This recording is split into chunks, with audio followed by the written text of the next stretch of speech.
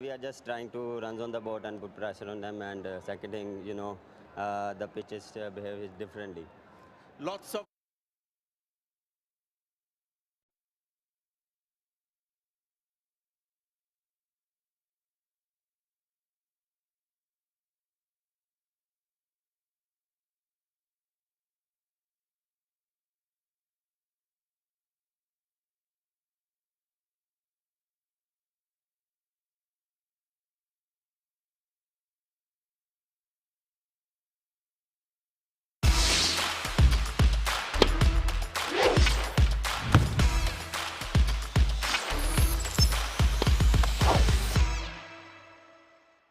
Stunning looks, then swift.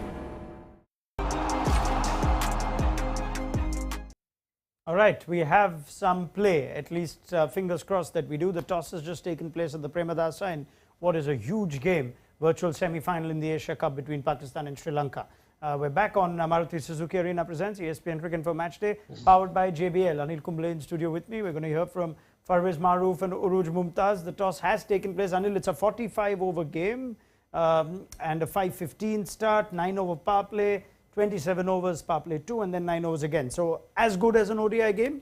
Yeah, it is. Not much has been lost, and it's a good thing for Pakistan if they can get through the entire 45-over game, because any shortened game, especially if they won the toss and batting first, you wouldn't want too many stop-starts when you're batting. So, in that sense, Pakistan would be happy that they're getting a 45-over game rather than a truncated game or even a no game, because at one stage, the way it looked as though this was set in and there wouldn't be a possibility of a game. Yeah, I mean, if you're just joining us and missed our chat a little while back, happy with the decision from Babar to bat first? Oh, yes. Yep. Yes, I think yes. I know there is some rain around, but going by the conditions, you would better place that, if you bat first and then put runs on the board. All right. I believe there are some changes, which I'm just going to wait on if Pakistan have indeed made some changes. I'll come to that in a second once I have confirmation. But Urooj, Mumtaz, you were keen that Pakistan do bat first in spite of the weather. They won the toss. I guess this is significant on a day where we are expecting Sri Lanka to be just ahead. Yeah, absolutely. Again, as we all had similar views before that, on a pressure situation, bat first. You've made the aggressive change up the order, put runs on the board in a high-stakes game. Farveez, just very quickly, Sri Lanka would still be telling themselves 216 was gettable. We should have chased it a few days back. What would you like to see improve from a Sri Lankan batting perspective, given they'll be chasing again today? As considering that Sri Lanka will be batting under lights with three quality quicks of Pakistan, a start is very important. I think Indian game, they lost their way in the first 10 overs, losing 3 wickets. So if the openers lay the foundation with a solid start, with number 3 Kusal Mendis in a decent touch, I think Sri Lanka will fancy their chances. But losing the toss, I thought if Dasuna Sanaka had won the toss, he would have batted first as well. So they got to manage to minimize the damage in the first 10 overs and then try and pick up wickets, especially against a team like Pakistan. It's important to pick up wickets in regular intervals. Okay, here we go then. Imamul Haq has a back spasm. Fakhar Zaman is back for all that we did discuss of whether this should be one game out to teach him a lesson or perhaps his time is done. Saud Shakil has a fever and in comes Abdullah Shafiq. So we have enough to discuss. I'm glad we're on air now for about 10 or 11 minutes. Urooj, you can take 8 or 9 of those. So yeah, take me through those changes now. I mean, I think you can delete the episode from before where it was Fakhar galore and in and out. Well, he's back up the order. Interesting because, I mean, in a way, force changes albeit, but it's good that Abdullah Shafiq also gets an outing. He is a genuine opener, has a very, very solid technique and loves batting in Sri Lanka, again, in the longer version of the game. Where what it will be interesting is now who plays where. You obviously had a swap of Fakhar up the order. I'd imagine Imam, Haris and Fakhar now because Imam's gone out. So Fakhar probably swaps back into his position. So the two aggressive openers to open the innings. Where does Abdullah Shafiq bat? He probably is not so much utility down the order and Babar will probably stick at 3. So that now becomes a slightly interesting decision whether now they go with Fakhar and Abdullah Shafiq up the order, and Babar at 3, and then Haris, who's also used as a pinch hitter in the middle over phase as well, can also come in. To me, it looks like probably the most likely option will be Abdullah Shafiq and Fakhar up the order. Yeah, I think that's exactly what has been shown on the World Feed broadcast on Star Sports, and that's what Pakistan have entered into their team sheet. So, Urooj, you can carry on. We'll get the answer anyway in about 8 or 9 minutes, but that looks the better batting order for you, Zaman and Shafiq, with potentially Haris at 4, or does Haris slot in at 5 and Rizwan stays at that number 4 slot? The number 4 spot for Pakistan is very tricky. I mean, even if when Saud Shakil, if he was going to play, I would have slotted Saud at 4 and Rizwan at 5. And the team sheet we saw had Saud in at 5 and Rizwan at 4. So, but Mohammad Haris, if you're playing him in the middle order, he's not a stabilizer. He's not an innings constructor. He's going to go out there and take the attack on. So you probably want to gamble with him and Iftikhar depending on how many overs are left. You probably want to send him with less than 20, 15 overs left to spare. So he won't play at 4 for there's no way that can happen. They'll probably stick with 3 and 4 with Rizwan. Now, with all the drama that has happened, that to me looks a very good side. Yes, we do take into account Haris, Rauf and Naseem Shah, bulk of the bowling, bulk of the wickets, and how Wasim Jr. and Zaman Khan do with the ball. But to me, that top 5, 6, 7 looks very good now. That's how funny how things shape up, Anil. But I'm sure this is a coaching or management's nightmare to have these 2 injuries in a span of an hour or so. At least this kind of news. But does that still seem like a more settled lineup? Do these things happen that suddenly all this comes together for you? When you pick a squad of 15 or 16, when you're going into an important tournament, you have to think of backups, options, and what ifs. So you need to look at all those and consider that before you walk into a tournament. So it's good that it's happened here. I know it's a crucial game for Pakistan, but like Urooj mentioned, perhaps this is a blessing in disguise to get the best sort of combination going for this game with the available players.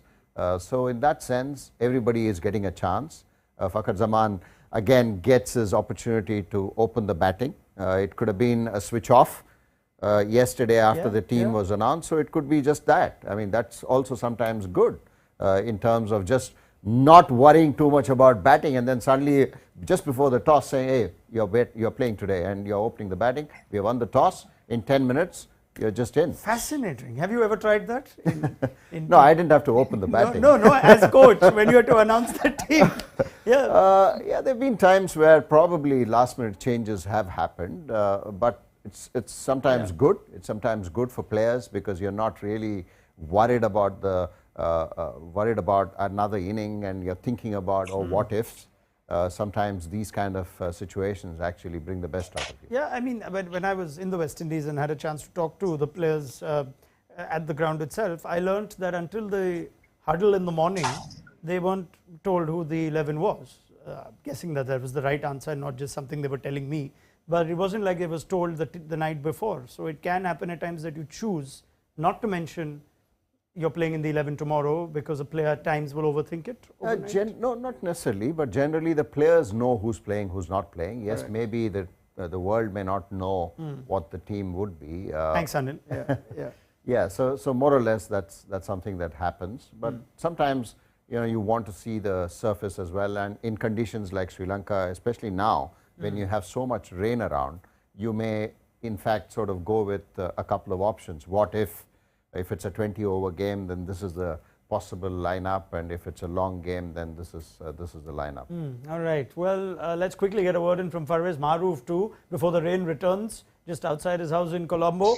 There are 2 changes to Sri Lanka, Farveez, and Kusal Perera plays. This is big for Sri Lanka. We were waiting on when they decide to give Kusal Perera a go back in the playing 11. You had called for it. Now he comes in at the top, so that's it for Dimuth Karunaratne. And there's also Pramod Madhushan in for Kasun Rajita. So 2 changes that are made. Farveez, your thoughts? Yeah, it was widely expected that Kusal Perera will get a go because he's been in the system after the injury for a while, but just that during qualifiers, he wasn't ready to play, and Dimuth and Pathum did really well.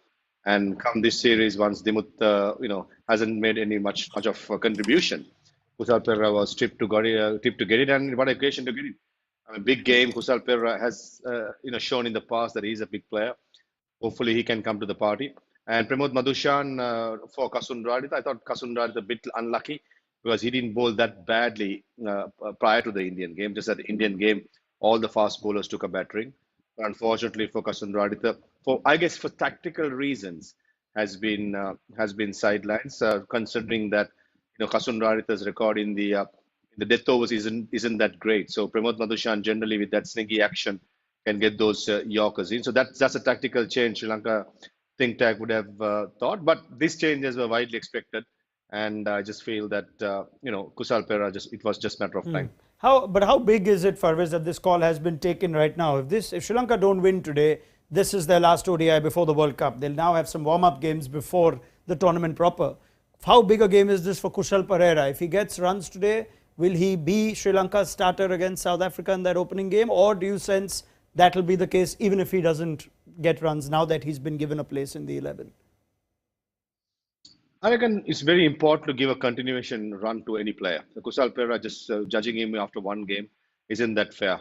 I think Dimuth Karunaratne gave 4 games on the trot. He hasn't contributed much. Then you go to plan B, which is Kusal Perera, and I think it's important to have that same culture of giving at least 3-4 games to the opening batsman because he's coming after injury, a shoulder injury, a long layoff, played well in the LPL, and this is a huge occasion. As I said, he has shown in the past that he is a big match player. When the chips are down, he's always, I say always, most of the time he has delivered for the national team. So I reckon he will probably get a run of at least 3-4 games if he keeps failing. Do you sense, Anil, that both these teams have perhaps wanted or been tempted into playing that X-factor player, that dasher at the top or an oomph player at the top, and perhaps a World Cup in India, assuming surfaces are good, that is the way to go? Yeah, it is. And also the fact that Sri Lanka hasn't had great starts at the top of the innings. I mean, in any cricket game, you want your openers to fire. A good opening stand certainly sets the tone. And we have seen that with India, with the batting lineup. I mean, even in the last game, when the pitch wasn't easy, the openers got off to a good start. So that certainly set the tone. So I think it's important that both from a Pakistan perspective and also from a Sri Lankan perspective, their opening batting pair needs to be figured out and be in decent form going into the World Cup. All right. Urooj, I'm just going to hold on another minute or two because when I come to you next, I would have had a glimpse of who's come out to open. So, Farveez, if you can quickly give me your reaction on Pramod Madushan coming in for Kasundradit.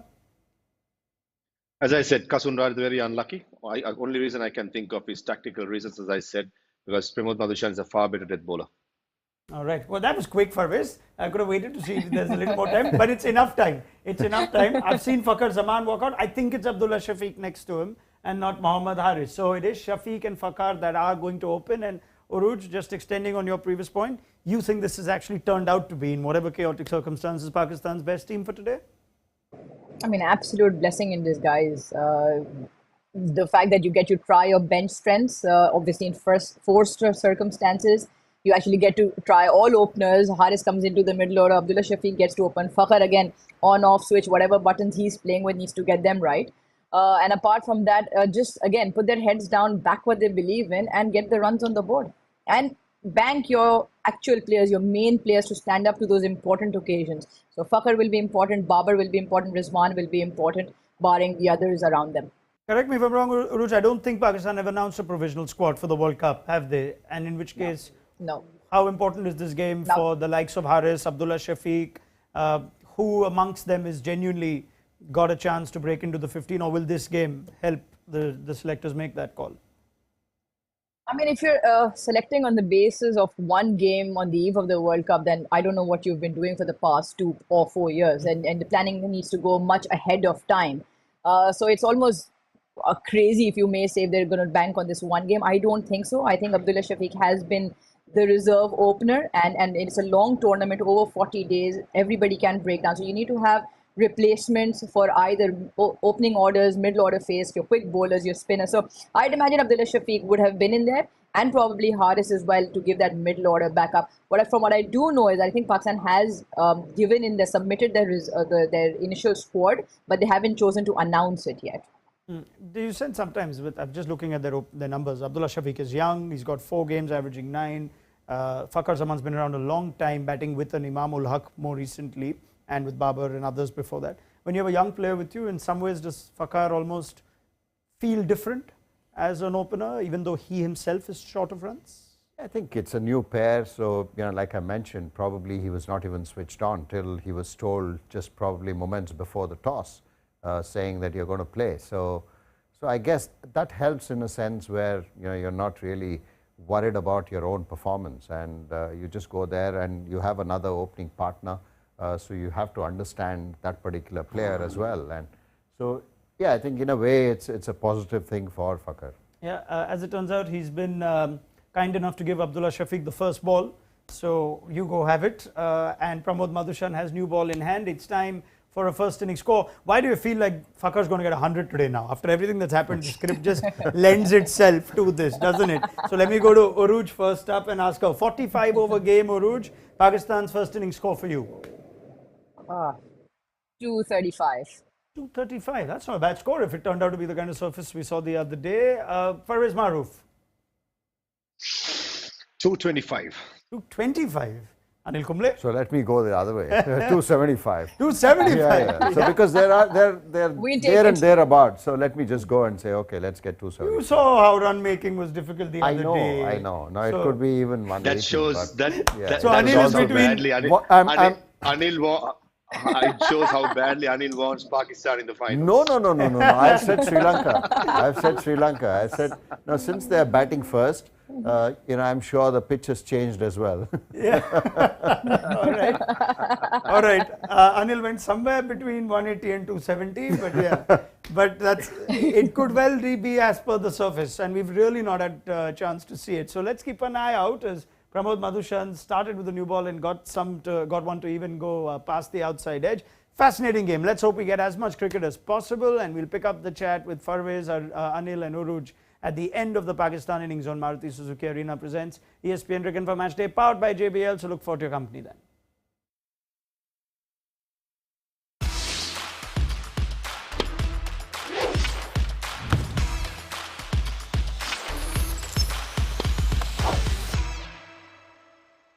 Stunning looks, then swift. Make sure you download the ESPN Cricinfo app to stay updated with the very latest from the world of cricket.